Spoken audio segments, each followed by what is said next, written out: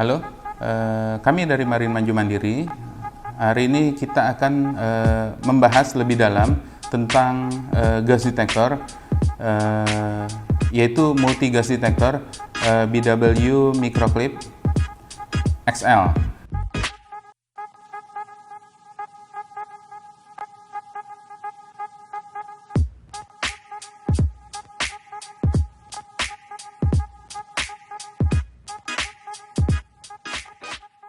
Nah, kita mulai dari sejarahnya. Microclip ini dulu namanya hanya microclip saja. Terus perusahaan BW ini sahamnya dibeli oleh Honeywell, maka dia ada pembaruan untuk sensornya. Karena sensor yang dulu itu kadang tidak sampai setahun, sensor oksigen, dia sudah expired sensornya atau sudah mati sensornya. Nah, maka dikembangkanlah jenis sensor yang terbaru untuk oksigennya, dan namanya berubah menjadi Microclip XT. Nah, sekarang dirubah lagi menjadi Microclip XL. Ini yang terbaru. Bedanya dia bodinya lebih tebal. Jadi Microclip XL ini singkatan dari extra long. Baterainya dia bertahan lebih lama dibanding yang XT, tapi untuk spek sensor dan keseluruhannya tetap sama. Multi gas detektor ini dia bekerja membaca 4 gas, yaitu H2S, CO, LIL, dan oksigen. Nah, ini terlihat di layar. Dia langsung membaca 4 gas, yaitu ada oksigen di bagian kiri bawah, sensornya pun berada di kiri bawah, CO ada di kanan atas, sensornya juga di kanan atas. Tapi untuk H2S dan LIL dia bertukar tempat, di layar dia di atas, tapi kenyataannya sensornya ada di bawah. Demikian sebaliknya dengan LIL, layarnya ada di bawah, namun sensornya berada di atas, di kiri atas. Oke, untuk H2S sendiri, BW Microclip ini range-nya membaca hingga sampai 100 ppm. Dengan settingan factory setting. Untuk low alarmnya di 10 ppm, high alarm di 15 ppm, dan untuk TWA-nya di 10 ppm. Nah, mungkin kalian belum tahu apa itu TWA atau TWA. Itu adalah time weighted average. Nah, bahasa Indonesianya itu nilai ambang batas. Jadi 10 ppm untuk H2S itu adalah nilai ambang batas yang boleh terpapar oleh pekerja selama 8 jam. Nah, kenapa 8 jam? Karena satu shift kerja itu untuk standar dia 8 jam. Jadi TWA itu hanya boleh 10 ppm. Lebih dari itu karyawan tidak bisa melanjutkan pekerjaannya kalau lebih dari 10 ppm. Nah, dan STIL-nya dia di 15 ppm atau STIL ya. Itu adalah short term exposure limit. Nah, itu hanya 15 menit. Jadi, kalau ada gas LIL sebesar 15 ppm, karyawan hanya maksimal bisa bekerja di 15 menit. Lebih dari itu tidak bisa, karena akan mengganggu kesehatan dan alarmnya akan berbunyi terus. Oke, untuk karbon monoksida CO, dia range-nya 0 sampai 500 ppm. Dia lebih lebar untuk CO, range-nya lebih tinggi. Untuk low alarmnya, factory setting-nya di 35 ppm. Di high alarmnya dia di 200 ppm. Untuk TWA-nya di 35 ppm. Dan di STIL-nya dia di 50 ppm. TWA dan STEL itu hanya ada di gas detektor untuk toksik saja, tapi untuk di LEL dan oksigen tidak ada, karena bukan merupakan gas toksik. Untuk di LEL atau combustible, dia 0 sampai 100% LEL. Dia satuannya bukan ppm lagi, tapi 100% LEL. Standar factory-nya di low alarm di 10% LEL. High alarmnya di 20% LEL. Untuk oksigen, range-nya 0 sampai 25% volume. Nah, ini berbeda lagi, satuannya adalah persen volume untuk oksigen. Low alarmnya dia akan bunyi di 19,5% volume.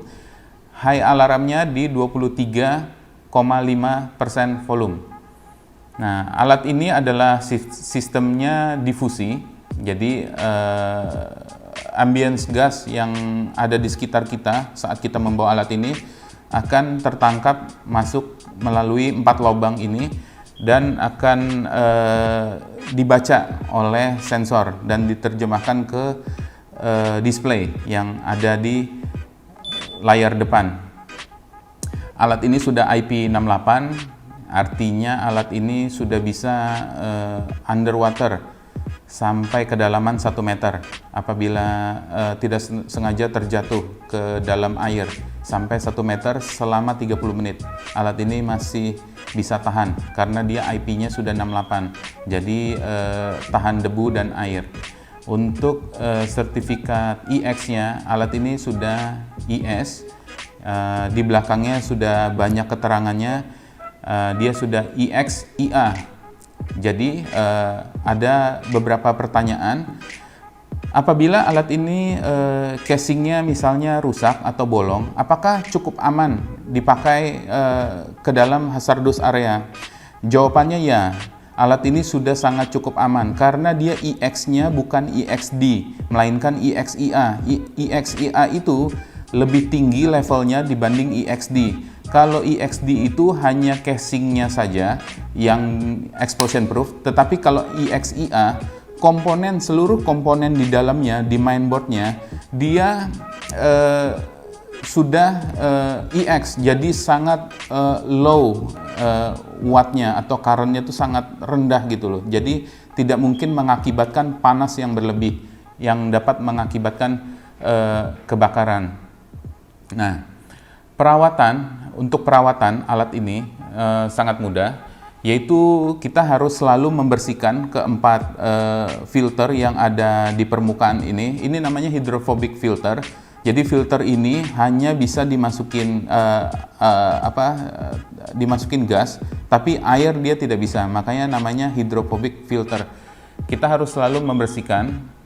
Apalagi di pabrik yang penuh dengan debu, minyak, itu akan selalu gampang kotor karena akan memblok gas yang akan masuk ke dalam sensor, jadi menghambat pembacaan sensor tersebut.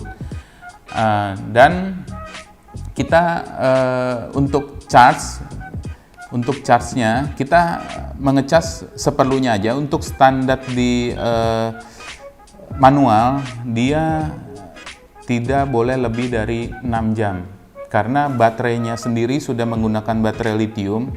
Ya, kita perlakukan seperti handphone kita, tidak boleh ngecas berlebihan, dan juga tidak boleh baterai itu sampai kosong, sampai mati total.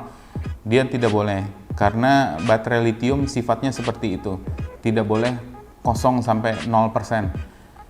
Tapi untuk di display sudah ada indikator baterai. Sebenarnya sangat mudah, sudah bisa terdeteksi oleh kita baterai itu kosong atau sisa setengah atau sisa seperempat. Sudah ada di bagian bawah tengah untuk indikator baterainya.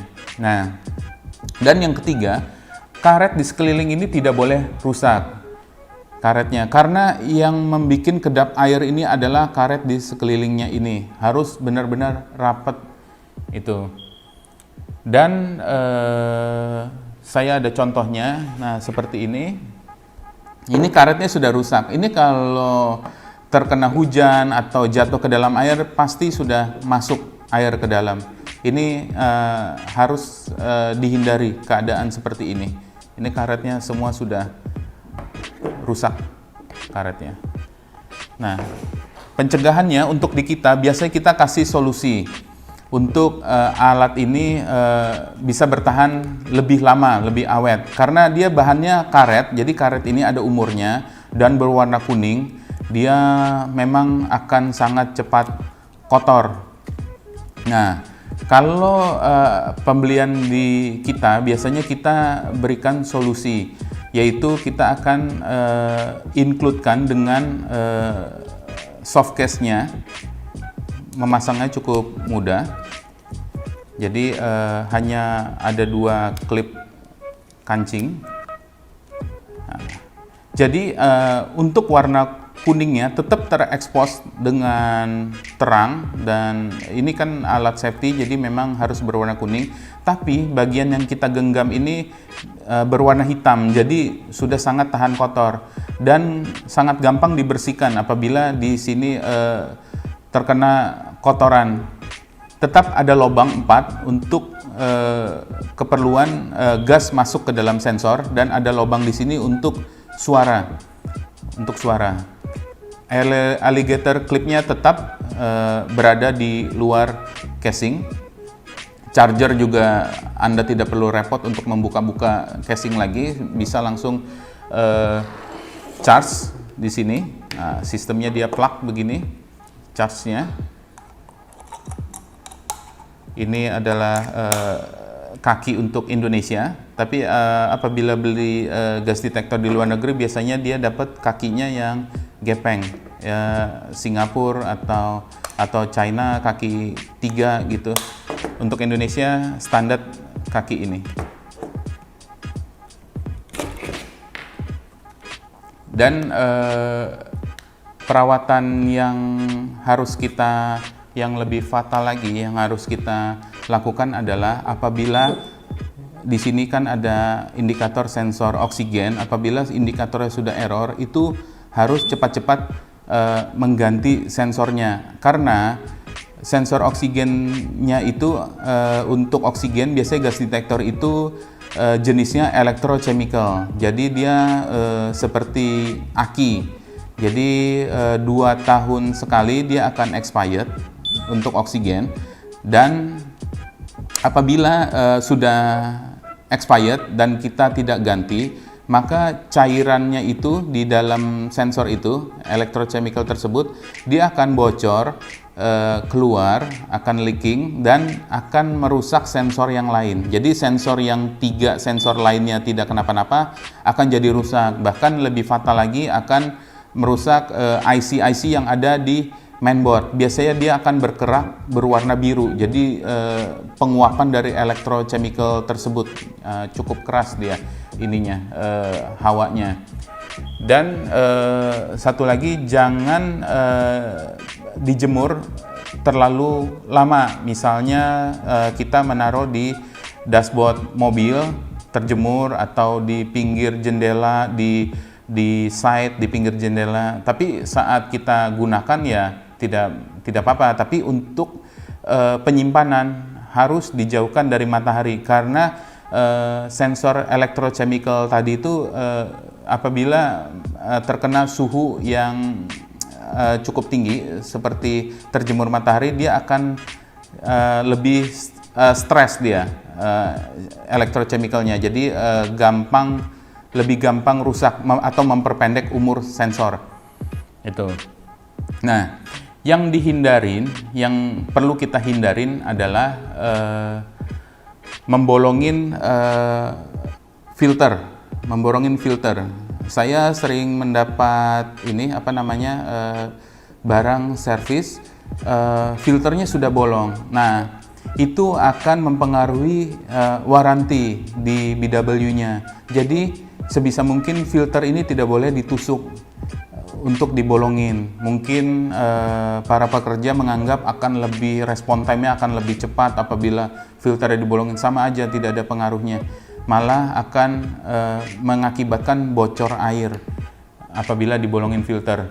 Dan banyak kejadian tidak membaca manual saat menggunakan ini. Ininya memang sudah dapat include di packing, adalah calibration cap, selalu dipakai saat alat ini digunakan. Ini tidak boleh digunakan di lapangan alat ini karena akan menutupin jalan masuk gas ke sensor. Nah, ini harus dilepas. Alat ini hanya digunakan saat melakukan BAM test untuk menyalurkan gas ke dalam hose dan difokuskan ke sensor. Tapi setelah itu harus dilepas alat ini. Dan yang dihindarin yang kedua adalah baterai dibiarkan mati. Nah, ini tidak boleh. Jadi harus ada isinya minimal baterai itu. Oke, saya rasa cukup untuk review kali ini, review tentang spek microclip ini. Kita akan berjumpa di review unit yang lain. Oke, terima kasih.